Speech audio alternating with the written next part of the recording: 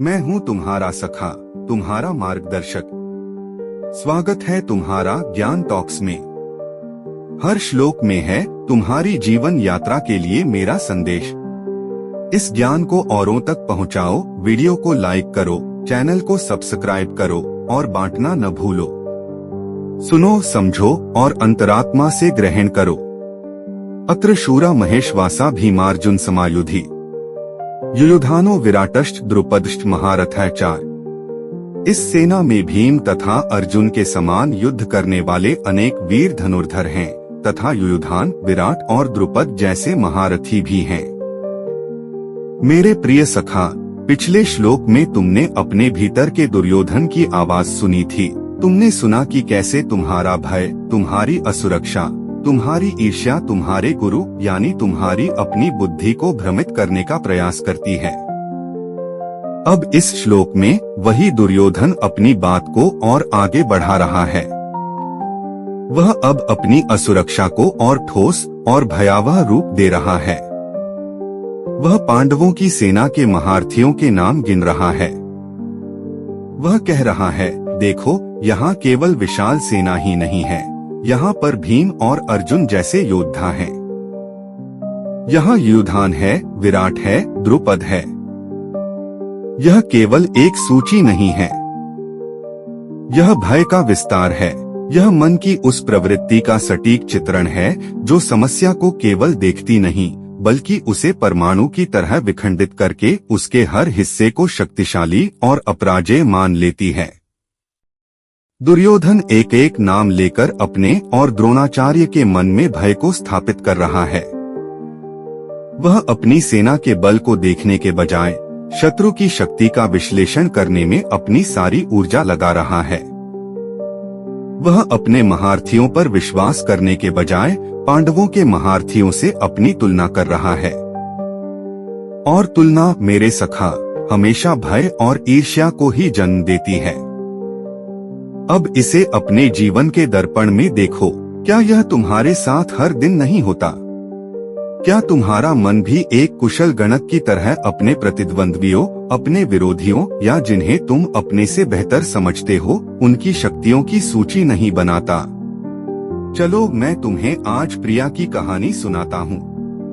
प्रिया एक युवा उद्यमी थी। उसने एक छोटा सा स्टार्टअप शुरू किया था जिसमें वह अपनी पूरी लगन और मेहनत लगा रही थी। उसका विचार नया था, उसकी टीम छोटी पर समर्पित थी। शुरुआती कुछ महीनों में उसे अच्छी सफलता मिली। उसके ग्राहक खुश थे और बाजार में उसकी कंपनी की एक पहचान बनने लगी थी। वह आत्मविश्वास से भरी थी और भविष्य को लेकर उत्साहित थी। फिर एक दिन उसे पता चला कि एक बड़ी स्थापित कंपनी ने भी उसी क्षेत्र में एक नया उत्पाद लॉन्च किया है। यह कंपनी विशाल थी, उसके पास असीमित संसाधन थे और बाजार में दशकों का अनुभव था। बस उसी क्षण प्रिया के मन में दुर्योधन जाग गया। उसका आत्मविश्वास डगमगाने लगा। उसका ध्यान अपनी कंपनी को बेहतर बनाने से हटकर उस बड़ी कंपनी की शक्तियों का विश्लेषण करने में लग गया। वह रात दिन बस यही सोचने लगी। वह अपनी डायरी में, अपने मन में उस प्रतिद्वंद्वी कंपनी के महारथियों की सूची बनाने लगी। वह अपनी टीम से कहती, उनका सीईओ तो भीम की तरह है। बाजार में उसकी पकड़ बहुत मजबूत है। वह अपने आक्रामक निर्णयों के लिए जाना जाता है। हम उसके सामने कैसे टिकेंगे? वह अपने टेक्नोलॉजी हेड से कहती, उनका चीफ टेक्नोलॉजी ऑफिसर तो अर्जुन है, एक जीनियस। उसके बनाए हुए उत्पाद कभी फेल नहीं होते। उसका निशाना अचूक है। हमारे पास तो ऐसी प्रतिभा ही नहीं है। वह यहीं नहीं रुकी। उसने आगे विश्लेषण किया। उनकी मार्केटिंग टीम का नेतृत्व करने वाला व्यक्ति युयुधान सात्यकी की तरह है, अपनी कंपनी के प्रति बेहद वफादार और अपनी रणनीतियों में बहुत चतुर। वह बाजार का हर कोना जानता है और उन्हें फंडिंग देने वाले निवेशक, वे तो राजा विराट की तरह हैं, उद्योग के महाबली। उनके एक इशारे पर करोड़ों का निवेश हो जाता है। मैंने सुना है कि उनके सलाहकार बोर्ड में मिस्टर वर्मा हैं, जिन्हें दशकों का अनुभव है। वह तो द्रुपद की तरह हैं, एक महारथी जिनके पास हर समस्या का समाधान है, हर चुनौती का जवाब है। प्रिया ने क्या किया? उसने वही किया जो दुर्योधन कर रहा था। उसने अपने प्रतिद्वंद्वी की हर शक्ति को एक महारथी का नाम दे दिया और उनकी एक अपराजेय सेना खड़ी कर ली अपने ही मन के भीतर। इसका परिणाम क्या हुआ? प्रिया का मन 24 घंटे तनाव में रहने लगा। उसे हर समय यह डर सताता कि उसकी कंपनी बंद हो जाएगी। उसे इम्पोस्टर सिंड्रोम हो गया। उसे लगने लगा कि वह इस सफलता के लायक ही नहीं थी और अब उसकी असलियत सबके सामने आ जाएगी। उसका गुस्सा बढ़ने लगा। वह अपनी टीम की छोटी छोटी गलतियों पर चिल्लाने लगी। क्यों? क्योंकि उसके मन में जो भय था वह उसे अपनी ही टीम में कमियों के रूप में दिखने लगा था। उसके रिश्ते खराब होने लगे। वह अपने परिवार को समय नहीं दे पाती थी क्योंकि उसका दिमाग हमेशा प्रतिद्वंद्वी कंपनी की चालों के बारे में सोचता रहता था। उसका करियर जो इतनी अच्छी गति से आगे बढ़ रहा था अब ठहर सा गया था। उसकी रचनात्मकता सूख गई थी। वह नए विचार सोचने के बजाय बस नकल करने के तरीके ढूंढ रही थी। वह अपनी ताकत पर खेलने के बजाय अपनी कमजोरियों पर रो रही थी। एक दिन उसका एक पुराना दोस्त जो खुद एक सफल व्यवसायी था उससे मिलने आया। उसने प्रिया की हालत देखी, उसके चेहरे पर तनाव, उसकी बातों में निराशा और उसकी आंखों में एक अनजाना भय। दोस्त ने पूछा, प्रिया तुम इतनी परेशान क्यों हो? तुम्हारी कंपनी तो बहुत अच्छा कर रही है। प्रिया फट पड़ी। उसने अपनी पूरी सूची उसके सामने रख दी। तुम्हें नहीं पता मेरा मुकाबला किससे है। उनके पास भीम है, अर्जुन है, विराट है, द्रुपद है। मेरे पास क्या है? कुछ अनुभवहीन युवा और सीमित संसाधन। उसके दोस्त ने धैर्य से उसकी पूरी बात सुनी। फिर उसने मुस्कुराकर कहा, प्रिया तुम अपनी ऊर्जा गलत जगह लगा रही हो। तुम उनकी सेना गिन रही हो जबकि तुम्हें अपनी सेना को प्रेरित करना चाहिए। माना कि उनके पास भीम और अर्जुन जैसे लोग हैं, पर क्या तुमने अपनी टीम को देखा है? तुम्हारी टीम में एकलव्य है जो बिना किसी बड़े गुरु के केवल अपनी लगन और निष्ठा से अद्भुत कौशल सीख सकता है। तुम्हारी टीम में घटोत्कच है जो मुश्किल समय में अपनी रचनात्मकता और आउट ऑफ द बॉक्स सोच से हारी हुई बाजी पलट सकता है। तुम्हारे पास सहदेव का ज्ञान है और नकुल की सुंदरता से काम करने की क्षमता है। तुम्हारे पास युधिष्ठिर जैसा धैर्य और धर्म है जो तुम्हारे ग्राहकों का विश्वास बनाता है। तुम अपनी शक्तियों को क्यों नहीं देख रही हो? दोस्त ने आगे कहा, तुमने अपने मन में उनकी शक्तियों को बढ़ा छाकर उन्हें महारथी बना दिया है। पर सच्चाई यह है कि हर संगठन की अपनी कमजोरियां होती हैं और हर व्यक्ति की अपनी सीमाएं होती हैं। जिस सीईओ को तुम भीम समझ रही हो सकता है कि उसकी आक्रामकता उसे कई बार मुसीबत में डाल देती हो। जिस टेक्नोलॉजी हेड को तुम अर्जुन मान रही हो सकता है कि वह परफेक्शन के चक्कर में उत्पाद को लॉन्च करने में हमेशा देरी कर देता हो। तुम केवल वह देख रही हो जो तुम्हारा भय तुम्हें दिखाना चाहता है। प्रिया के लिए यह एक जादुई क्षण था। उसे अपनी गलती का एहसास हुआ। वह समझ गई कि वह अपने मन के कुरुक्षेत्र में दुर्योधन की भूमिका निभा रही थी, जो अपनी ही असुरक्षा और ईर्ष्या के जाल में फंसकर अपनी शक्ति को भूल गया था। उस दिन के बाद प्रिया ने दूसरों की बैलेंस शीट पढ़ना बंद कर दिया और अपनी स्ट्रेंथ शीट पर काम करना शुरू किया। उसने अपनी टीम के हर सदस्य की अनूठी प्रतिभा को पहचाना और उसे प्रोत्साहित किया। उसने अपनी कंपनी की मौलिकता और अपने ग्राहकों के साथ अपने सीधे संबंध की ताकत पर ध्यान केंद्रित किया। धीरे धीरे उसका तनाव कम हो गया, उसका आत्मविश्वास लौट आया। वह फिर से नए विचारों और रणनीतियों पर काम करने लगी।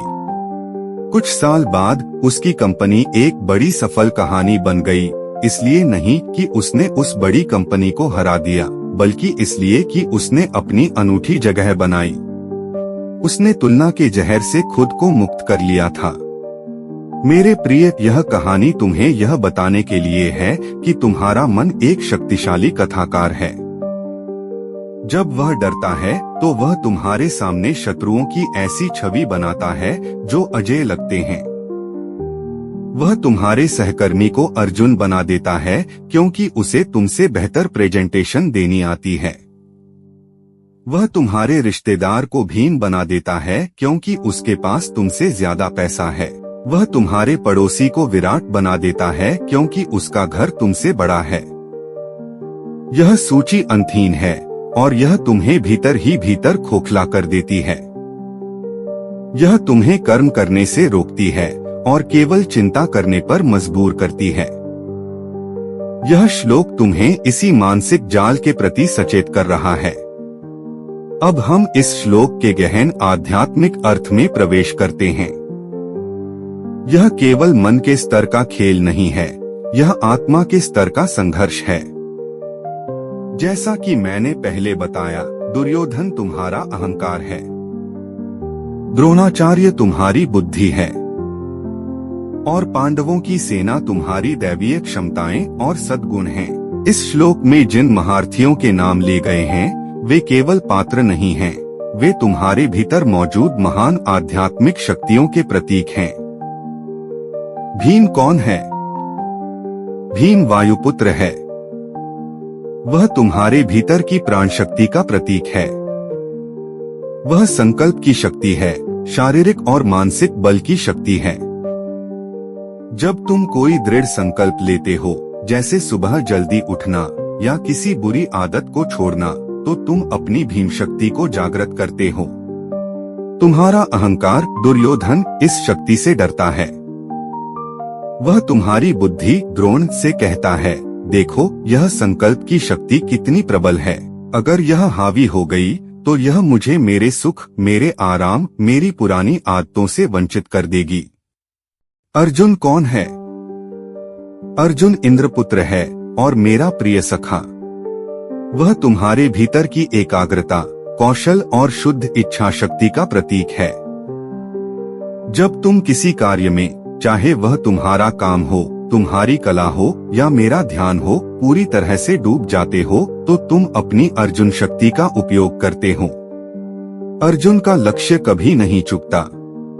अहंकार इस एकाग्रता से डरता है क्योंकि अहंकार का स्वभाव ही है भटकना, 10 अलग अलग चीजों के पीछे भागना। एकाग्रता अहंकार को मार देती है और आत्मा को प्रकट करती है। तुम्हारा अहंकार तुम्हारी बुद्धि से कहता है, देखो यह एकाग्रता की शक्ति कितनी खतरनाक है। अगर तुम एक ही चीज पर टिक गए तो जीवन के बाकी सुखों से वंचित रह जाओगे। युयोधान या सात्यकी कौन है?